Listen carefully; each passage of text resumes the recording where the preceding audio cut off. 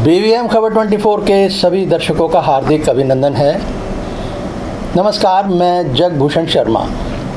मित्रों, आज की जो हमारी चर्चा है, राजनीतिक चर्चा हमारा कार्यक्रम है, आप जानते हैं, और उसमें मेरे साथ आज खास मेहमान हमारे स्टूडियो में जो मौजूद हैं, मेरे दाएं हाथ पर बैठे हैं SD त्यागी साहब, हरियाणा हिंद मजदूर सभा के प्रदेश अध्यक्ष हैं, और बाएं हाथ पर बैठे हैं प्रेम धनखड़ जी, जो कि प्रदेश सचिव हैं JJP के।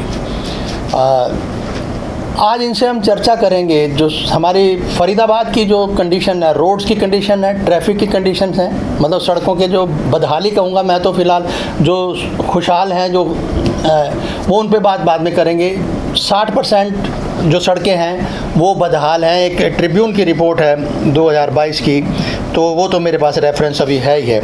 ये है जी, 60% of the Faridabad roads in poor state, ये उसकी है, ट्रिब्यून की एक रिपोर्ट है 12 अक्टूबर 2022 की। उससे बाद की ताज़ा कंडीशन क्या है वो भी हमारे सामने ही है लगभग।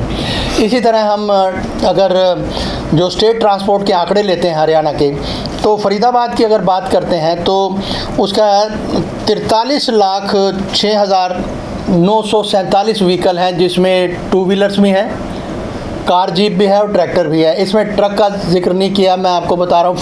4 व्हील तो कह देते हैं, 4 व्हील में बहुत अलग चीज़ें हैं, कुछ जुगाड़ भी हैं। ठीक है जी। सड़कों की कंडीशन 60% मैंने आपको बता दी कि जो है। अब इसके अलावा कितने किलोमीटर की हैं वो एक अलग आंकड़ा है, उसके ऊपर भी हम करेंगे बात। 26 लाख के करीब आबादी होगी, अगर मैं गलत नहीं हूँ सर, लगभग यही आबादी है। और जबकि 2021 का तो कोई जनगणना हुई नहीं, ये टेंटेटिव एक वो है।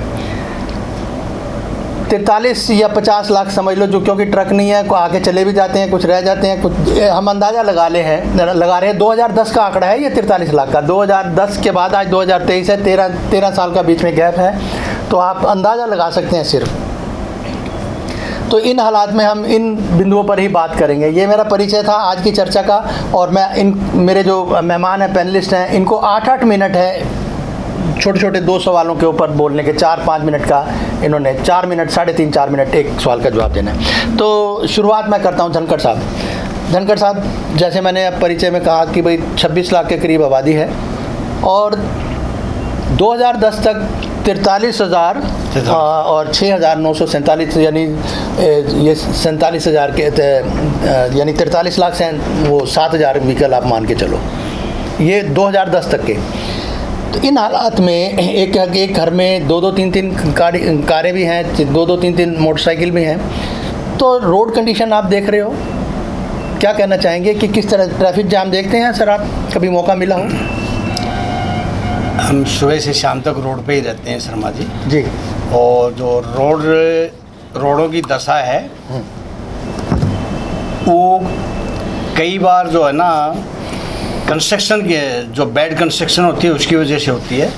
कई बार क्या है, सड़क बनाई गई है, इसमें थोड़ा सा टोक सकता हूँ, कंस्ट्रक्शन बैड के बजाय आप ये कहो ना कि जो सामान, जो मटेरियल लगता है उसकी गुणवत्ता पे आप कहिए। वही मैं जो आपको आगे बात पूरी करना चाह रहा हूँ जी। कई बार जो हमने सपोज करो एक 10 क्विंटल लोड के लिए जो ना सड़क बनाई है, एक गाड़ी में इतनी आएगी, और वो गाड़ी ओवरलोड हो गए, वो 20 क्विंटल लेके जा रही है, तो उसमें रोड जो है ना टूटेगा ही टूटेगा, नेचुरल बात है। तो सबसे बड़ी समस्या है ओवरलोडिंग, जिसको सरकार को कंट्रोल करना चाहिए। दूसरी सबसे बड़ी समस्या है ट्रैफिक, जो सिविक सेंस है वो ड्राइवरों में नहीं है।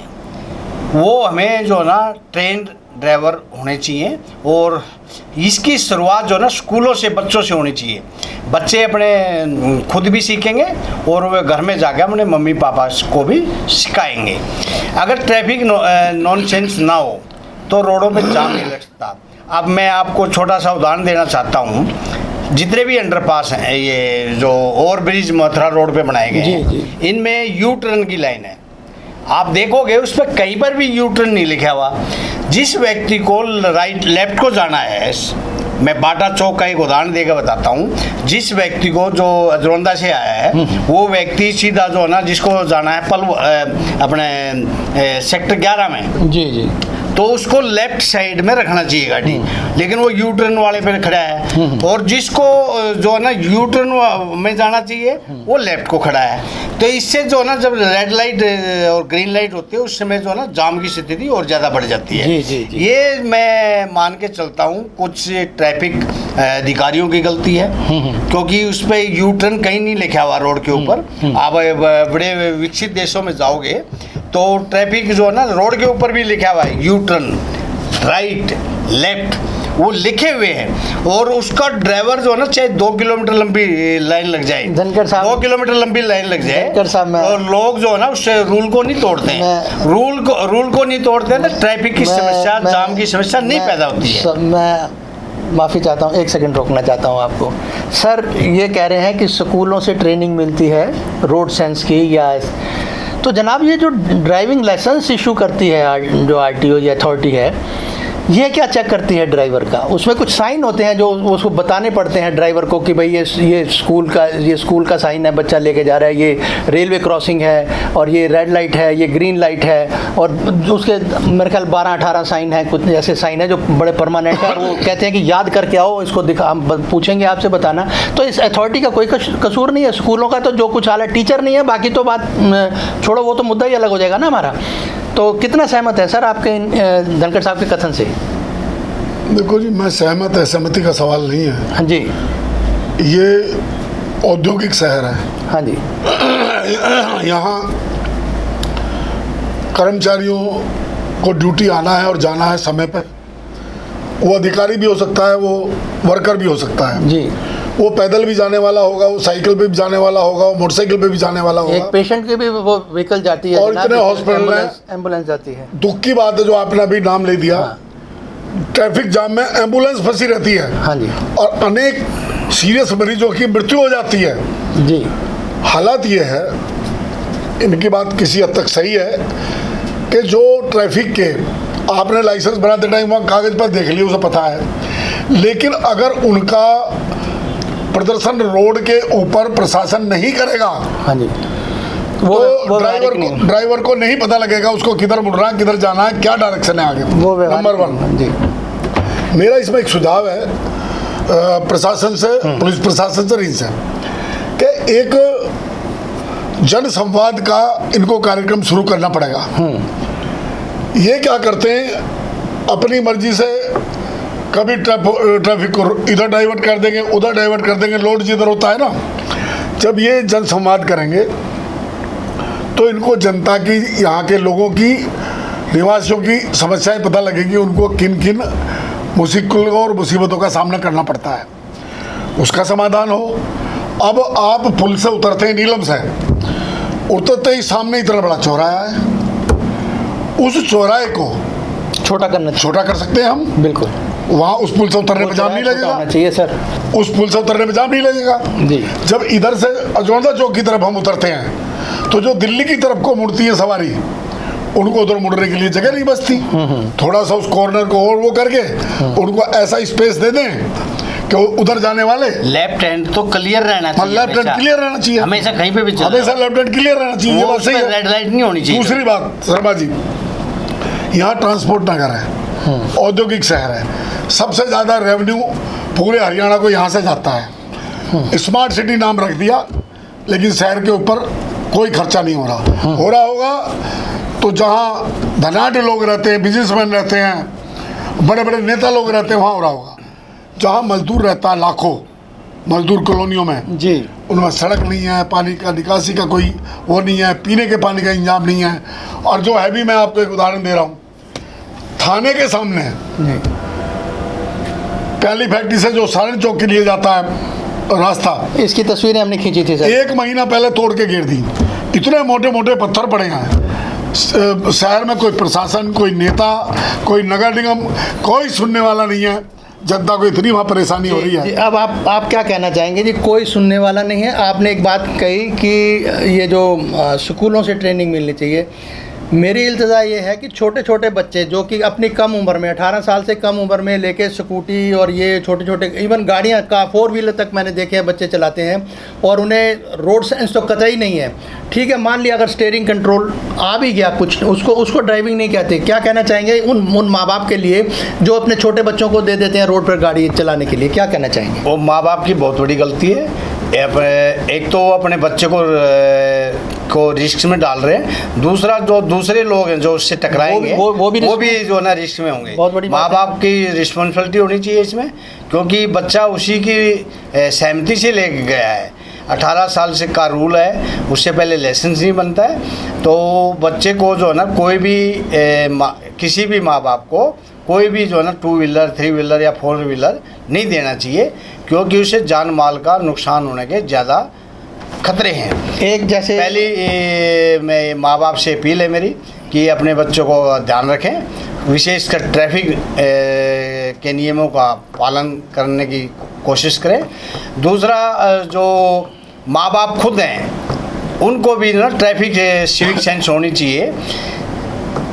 कुछ सरकार की गलतियां हैं, मैं इसमें ट्रांसपोर्ट डिपार्टमेंट को उसमें मानता हूँ, और जो रोड डिपार्टमेंट जो उसको बनाता है उसकी भी गलतियां मानता हूँ। क्योंकि रोड के ऊपर जो है ना यू टर्न का लिखा होना चाहिए, यू टर्न ओनली, मतलब उस रोड पे सिर्फ यू टर्न वाला ही जाएगा उस लेन के ऊपर।